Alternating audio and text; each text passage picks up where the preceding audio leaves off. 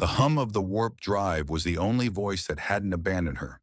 For Queen Ileana of the Valianthi, the low rhythmic vibration beneath the observation deck floor plates was the closest thing to a physical companion she had known in exactly 4 years. 4 years of diplomatic summits. 4 years of sitting in the high chair at the center of the Galactic Council Room, an island of gilded steel separated from the rest of the delegates by an expanse of polished marble. They called it a position of extreme honor, a necessary protocol to protect her sovereign grace. She knew it was a quarantine, alone. Her violet eyes tracked the endless swirl of hyperspace beyond the reinforced glass, finding no reflection of herself in the dark pane. Perhaps that was for the best. Her skin was a muted, ashen tone, shut completely devoid of the starlight that should have marked her royal lineage. The climate control systems pumped sterile, ozone-tinged air over her shoulders, a continuous reminder of the artificial world she inhabited. On the far side of the curved velvet bench, a shipping data pad sat powered off. It was a mundane rectangle of scuffed alloy, a discarded item left behind by a passing technician hours ago. It was just a piece of forgotten clutter in a room built for grand emptiness. In the corridor outside, heavy boots struck the decking. The rhythmic sound was entirely wrong for this sector. Diplomats glided. They wore soft-soled slippers and layered silks that whispered against the floorboards. This sound was blunt, tired, and carrying too much weight. Jax paused at the threshold of the deck. He was 32, clad in the stained, with heavy canvas overalls of a Class 4 cargo handler. A smear of engine grease darkened his left jawline, and his shoulders slumped forward under the invisible weight of a 14-hour shift. He carried a heavy diagnostic spanner in one hand and rubbed the back of his neck with the other. He had come looking for the tool of his trade. He had not come looking for royalty. What happens when the lowest worker on the station accidentally crosses the deepest quarantine line? Some mistakes change the universe forever. He stepped onto the observation deck without a single glance toward the high curved benches where the queen stood draped in her ceremonial mourning silks. He was completely invisible to the grand politics of the station, and in turn the grand politics were invisible to him, which meant he was entirely unaccustomed to the rigid protocols governing this airspace. Jax walked straight to the discarded data pad. He grunted softly, picking it up and tapping the cracked screen. The backlight flickered, illuminating the deep exhaustion etched around his dark eyes. In the corridor behind the glass partition, a trio of planetary diplomats passed by. They paused just long enough to see the Valianthi queen standing by the viewport. They executed a shallow, mathematically precise bow, and then kept walking, their pace quickening as if proximity might infect them. Isolation among thousands. That was the reality of her reign. They offered reverence, but they never offered presence. The cargo handler didn't bow. He didn't even look up from his screen. He swiped through a late shipping manifest, his brow furrowing as he tried to reconcile a discrepancy in the deuterium cargo weights. The metallic clink of his spanner against his tool belt was loud and aggressively ordinary. He didn't know that Valianthi bioluminescent freckles dim when a subject is consumed by profound, inescapable shame. He didn't know that the total absence of their glow meant an emotional death spanning years, a biological marker of a sovereign who had been functionally entombed by her own crown. To him, she was just another passenger on a very large ship. There were 200 people on this station qualified to sit near the queen. A cargo handler was not one of them. But the others weren't here at midnight. The observation deck was designed for elegant lounging, featuring tiered seating that cascaded down toward the massive viewport.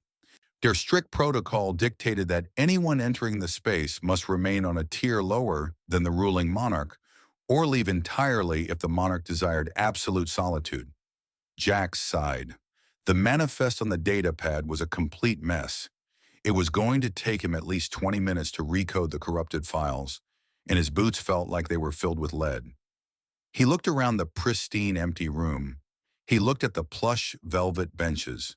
He looked at the thick grease staining his heavy canvas trousers. He made a choice.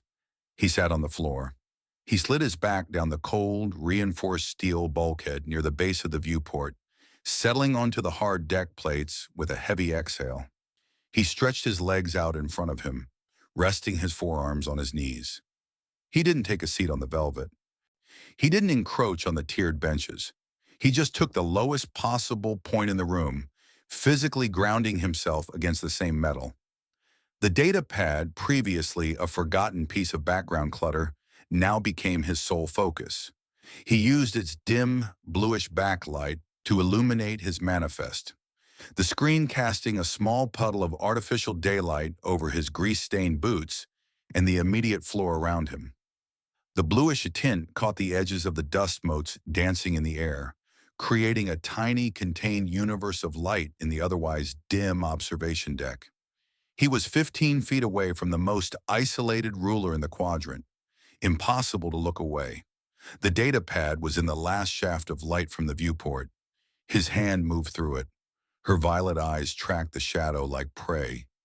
She wasn't hunting, she was hoping. As something unnamed shifted in the pressurized atmosphere of the room, Queen Ileana froze. The delicate feathery gills along the curve of her neck flared open, pulling in a sharp intake of oxygen that burned her lungs. She stopped breathing immediately after. Her posture, locked into the rigid, perfect verticality required of a monarch for 48 consecutive months, suffered a microscopic collapse.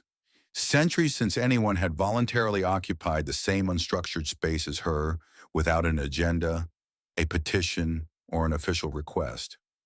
4 years of summits where her chair was an island, where the floor around her was treated as a moat of toxic vacuum.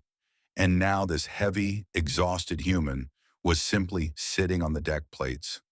Her hands, hidden beneath the folds of her morning silk, trembled. The movement was entirely involuntary. If Valianthy biology did not permit the hiding of deep systemic shock, her core temperature spiked, a sudden flush of heat radiating beneath her ashen skin. Her fingers clenched, gripping the smooth fabric of her dress to anchor herself against the sudden vertigo. She stared at the top of his head, at the messy dark hair illuminated by the harsh glow of the cargo manifest. He was reading numbers. He was entirely oblivious to the fact that his casual descent to the floor plates was tearing the foundation out from under a galactic quarantine. She waited for him to realize his error. She waited for him to look up, see the crown, panic, and flee like all the others. The tension in her shoulders wound tighter, bracing for the inevitable retreat, bracing for the immediate return of the cold. She stopped correcting herself. The rigid composure of the throne bled from her joints. The silence stretched, shifting from a barrier into a bridge. The quiet of the observation deck was no longer the oppressive, sterile absence of sound it had been for years. It had a different texture now. It was a shared thing. Outside the glass partition, a station security detail rounded the corner on their patrol. The lead guard stopped dead. He saw the Queen standing by the viewport. Then he saw the Class 4 cargo handler sitting on the floor just feet away. The guard's hand dropped to his comms unit, his mouth opening to issue a severe immediate reprimand. Ileana shifted her gaze. She looked at the guard through the glass. It was a singular, flat stare. The guard swallowed hard, removed his hand from his comms unit, and slowly backed away, signaling his team to take another route entirely. Jax tapped the screen of his datapad, finally saving the corrected manifest. The soft chime of the device echoed in the large room, a crisp sound cutting through the heavy air. He cracked his neck, rolling his shoulders against the metal bulkhead. For the first time since he walked in, he turned his head and looked at the tall, silent figure standing near the glass. He didn't scramble to his feet. He didn't bow. "Didn't think anyone was here," Jax murmured. His voice was gravelly, low, and completely devoid of reverence. It was the sound of a tired man talking to another tired person, at the end of a very long day. He didn't wait for a royal decree. He didn't ask for permission to occupy her atmosphere. He just sat there, breathing out a ragged sigh that ruffled the collar of his grease-stained canvas overalls. For a long, agonizing minute, the universe held its breath. Even the silence knew. The cargo handler stared up at the tall, ashen-skinned monarch. His dark eyes were dull with extreme fatigue, completely empty of the terrified reverence that usually preceded any interaction with the throne. He blinked slowly, the heavy lids struggling to stay open under the harsh overhead lights of the corridor bleeding through the glass. He was a man who had been carrying crates of raw deuterium for 14 consecutive hours. The floor was the only thing offering him mercy. She stared back. Her body waged a silent, violent war against centuries of intense conditioning. The delicate feathery gills along the curve of her elegant neck fluttered rapidly, pulling at the sterile, ozone-tinged air with desperate, shallow gasps. Valianthi biology was entirely unforgiving when it came to processing systemic shock. Every muscle in her back locked into absolute rigidity. Every nerve ending flared with phantom electricity. Her hands remained hidden beneath the heavy folds of the ceremonial mourning silk, but the smooth fabric trembled violently over her pale knuckles. Still, she did not order him to stand. She did not signal the heavily armed royal guards stationed beyond the glass to drag him into the corridor by his heavy boots. She simply remained anchored to the floor plates, trapped completely in the gravitational pull of a man who was too tired to care about the archaic rules of gods and kings. The temperature in the vast observation deck began to rise. It wasn't the station's automated climate control adjusting to an anomaly. It was the ambient heat radiating directly from her skin, a sudden, fierce biological flush, fighting its way through 4 years of absolute, freezing isolation. The air between them grew thick, charged with a heavy static that made the fine hairs on Jax's forearms stand on end. He watched her for a moment longer. The low hum of the warp drive vibrated through the metal beneath them both. Then he looked back down at his glowing screen. He went back to work. A soft click echoed. Jax tapped the final confirmation on his digital manifest. He hit the power cycle button on the top edge of the metallic rectangle to save the dying battery. The blue backlight died instantly. The observation deck was immediately swallowed by the heavy, suffocating shadows of the station's midnight cycle. She stopped correcting herself. The rigid composure of the throne shattered completely in the dark. In the sudden, total blackness, the biological impossible happened. A single white point of light flared across her cheek, bright enough to cast a shadow on the steel floor. She would replay that moment for the rest of her reign. But right now, the data pad was still dark.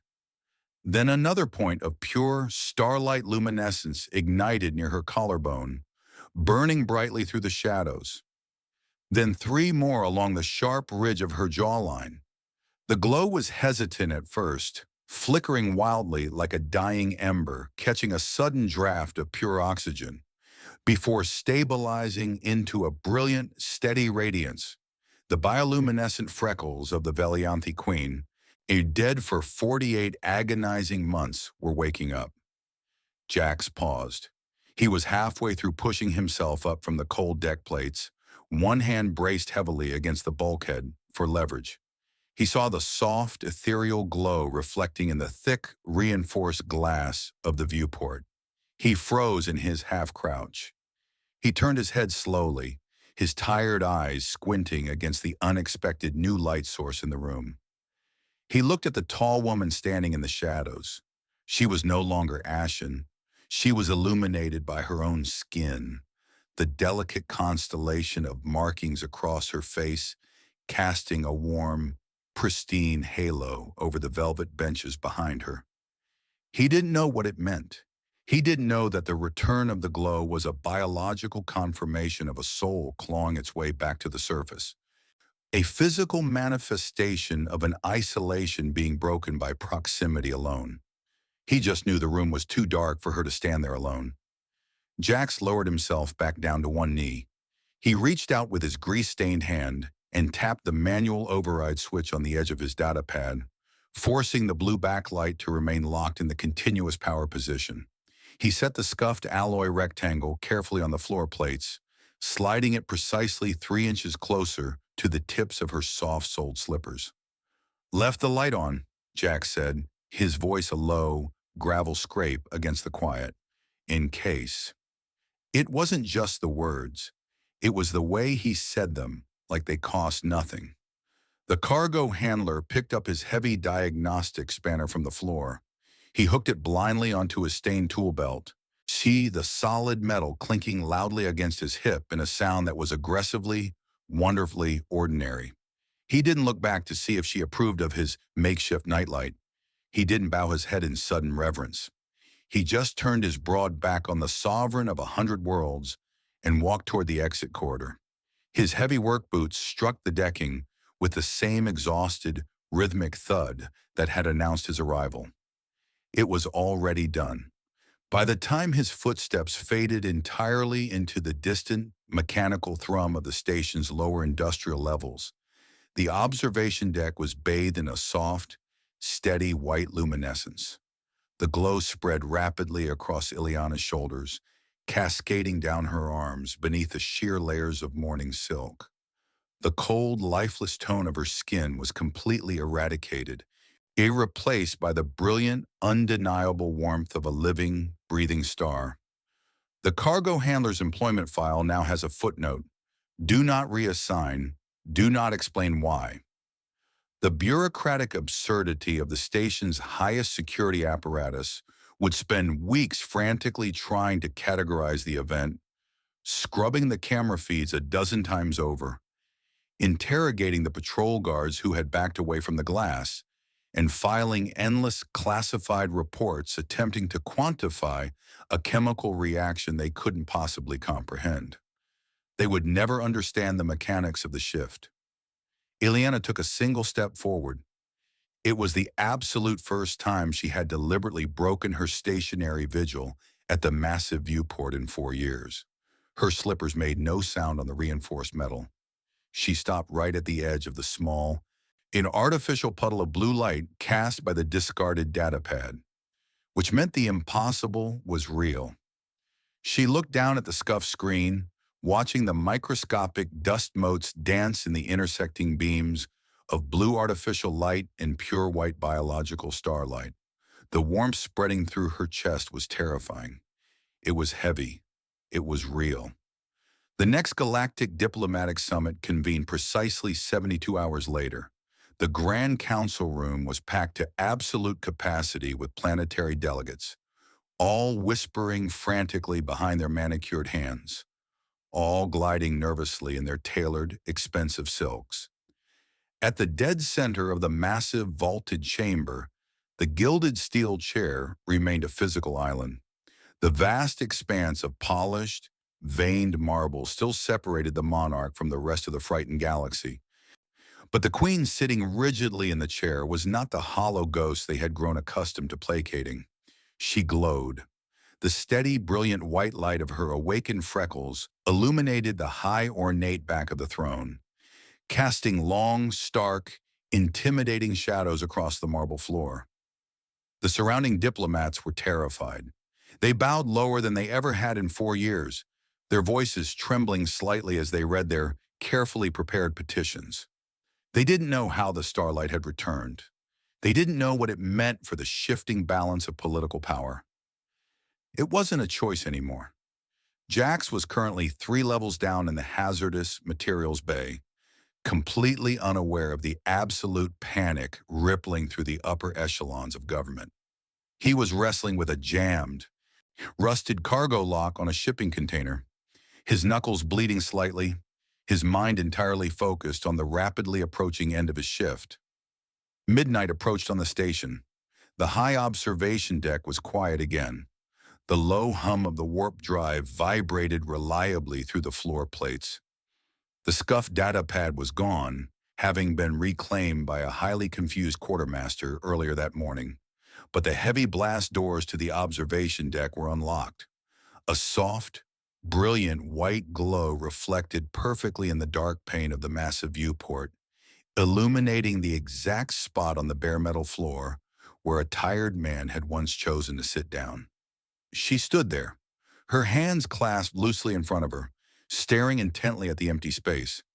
The corridor outside remained perfectly, agonizingly silent. She waited. Some crowns are worn, others are just heavy. And if you want to see who comes through that door next, we'll be here tomorrow.